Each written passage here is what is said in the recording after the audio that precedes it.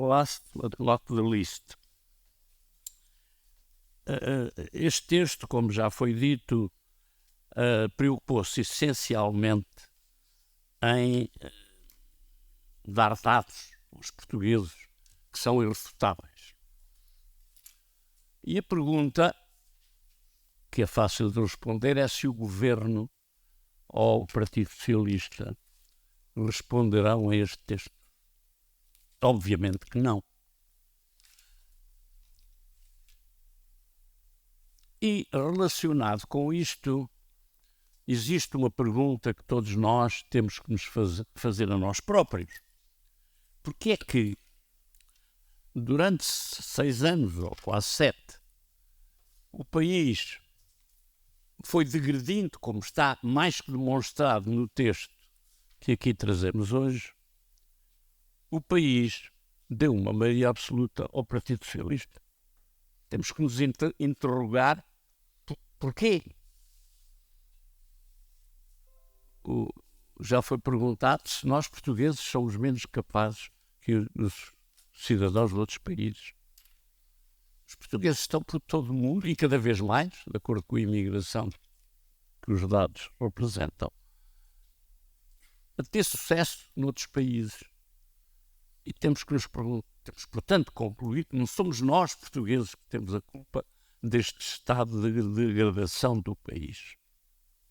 Mas, de facto, é que o Partido Socialista teve a arte, sabedoria, se quiser, de ter uma maioria absoluta que contraria os dados que vos apresentamos hoje. E talvez isso tenha uma explicação. Eu tentaria, em poucas palavras, tentar dar uma explicação. Em primeiro lugar, o Partido Socialista dedicou-se, principalmente, já antes com o governo de Sócrates, mas agora mais profundamente, num objetivo praticamente único: manter-se no poder. Tudo o resto deixou de ser importante, deixou de preocupar, deixou de ser fator de motivação do próprio partido. E, com esse objetivo, tem vindo a tomar algumas medidas, ou aproveitar até medidas, aprofundar medidas que já vinham de antes. Uma das primeiras medidas que vinha de antes, mas que foi aprofundada nos últimos 7 anos, é limitar a participação política dos portugueses, política e livre dos portugueses. Em primeiro lugar,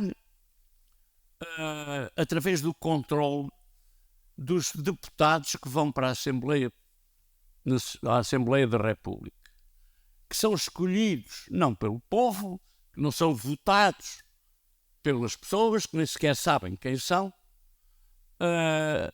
mas são votados no partido, e os deputados são escolhidos pelos líderes partidários, muitos dos quais deputados nós não conhecemos, e são deputados cujo objetivo é agradar ao líder, ou seja, é garantir a sua reeleição no futuro. Portanto, temos aí uma primeira grande machadada, se quiserem, no modelo democrático de governação. O governo controla toda a máquina política a seu bel prazer. Em segundo lugar,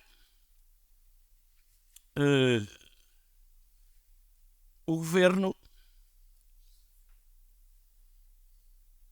através da geringonça, conseguiu introduzir em muitos meios de comunicação, não em todos, continuamos a ser, do ponto de vista da comunicação social, um país com elevado pluralismo, mas não há dúvida de que nos últimos 7 anos alguns dos principais meios de comunicação nacionais têm sido muito influenciados por uma esquerda que não tem que demonstrar nada, basta fazer proclamações. E é evidente que isso tem um efeito relevante na opinião pública, que fica à espera de dias melhores. A terceira questão todos os cargos políticos ou representação do governo nas diferentes empresas, organismos do Estado e muitas vezes empresas privadas, acontecem algumas, aquilo que chamamos as empresas do regime, são de nomeação ou de influência de nomeação do governo ou do Partido Socialista. Ou seja, hoje temos um ambiente económico que, por um lado, restringe a liberdade de opinião das associações empresariais, dos empresários, não lhes dando a possibilidade, até porque as próprias associações empresariais muitas vezes dependem ou de fundos comunitários ou de favores dos governos e, portanto, têm uma ação limitada naquilo que podem dizer para a opinião pública. Ou seja, para resumir e não me alongar, o governo do Partido Socialista, depois dos anos desastrosos, os 6 anos que nos conduziram àquilo que se convencionou chamar a bancarrota, aparentemente não aprendemos muito e deixamos paulatinamente que o Partido Socialista tomasse conta de todo o espaço público e influenciasse negativamente a opinião pública. Por outro lado, sabemos que o Partido Socialista e o Governo nem sempre se limitam a procurar vender o seu produto com verdade. Sabemos que, em muitos casos, o Partido Socialista mente descaradamente aos portugueses, assumindo que, por um lado, a comunicação social eventualmente não dê por isso e assumindo que os portugueses estão mais interessados nas suas dificuldades, que são muitas, como sabemos, e, portanto, deixarão passar sem se notar isso. Aliás, agora há um programa de televisão que tenta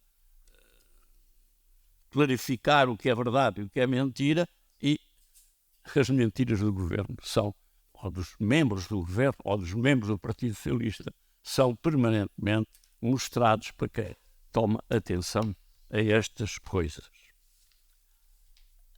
Neste ponto, e para termino aqui,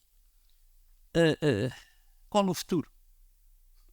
Podemos, portanto, com este ambiente que aqui vos descrevemos hoje, esperar que o Partido Socialista possa criar um futuro melhor para os portugueses? Se assim fosse, não deveríamos ter uma ideia, não deveria o Partido Socialista ter uma estratégia clara que explicasse aos portugueses quais são os grandes fatores de desenvolvimento do país? É a indústria, é a educação, os dois grandes polos de desenvolvimento de qualquer nação. Não ouvimos isso.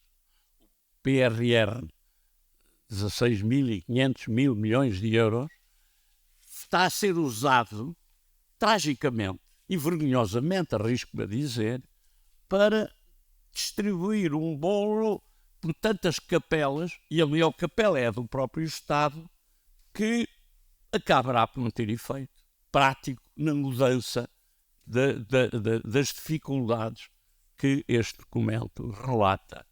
Porque, para além disso, o Estado, o Governo, nos últimos 6 anos, tem cortado sistematicamente no investimento sem investimento, é evidente, não há crescimento económico. E não apenas investimento interno, investimento estrangeiro. Portugal hoje não tem nenhuma condição para a atração do investimento estrangeiro, nomeadamente na indústria, porque é a indústria que pode criar os empregos que nós necessitamos, empregos de qualidade com melhores salários. Portugal tem mais de 90% de empresas de pequena dimensão. Desgraçadamente, essas empresas são quase todas comerciais. Praticamente nenhumas contribuem para a exportação. Outros países, como sei lá, a Alemanha, têm muito pequenas empresas ou médias, só que são industriais e trabalham para as grandes, que depois, por sua vez, são exportadoras. Portugal não tem essa possibilidade, são empresas principalmente comerciais e sem capacidade de exportação e, portanto, nós, em relação ao futuro, não podemos esperar grande coisa. Nomeadamente em termos de investimento estrangeiro, repito, Portugal não tem nenhumas condições neste momento. A Espanha está a receber enormes investimentos estrangeiros, grandes empresas internacionais, e uma das grandes razões porque vão localizar essas empresas em Valência tem que ver que Valência tem um porto semelhante, com possibilidades semelhantes ao Porto de Sines, mas tem depois, que nós não temos, uma via férrea em bitola europeia que pode levar as mercadorias ali produzidas para toda a Europa. Só esta questão da ferrovia, que aparentemente nós não investimos na ferrovia europeia para nos precavermos da concorrência internacional. O Partido Socialista é este que tenta evitar a concorrência. Portanto, nós não temos nenhumas condições de futuro e, portanto, nós não apenas estamos a perder o presente, perdemos o passado dos últimos 20 anos. Estamos a perder o presente e eu garanto-vos que vamos perder o futuro. Nomeadamente, como disse, porque já não somos um país democrático. Somos uma autocracia de fachada democrática, porque nós portugueses não podemos participar na coisa pública. Apenas o governo e o Partido Socialista têm poder para fazer isso. Muito obrigado.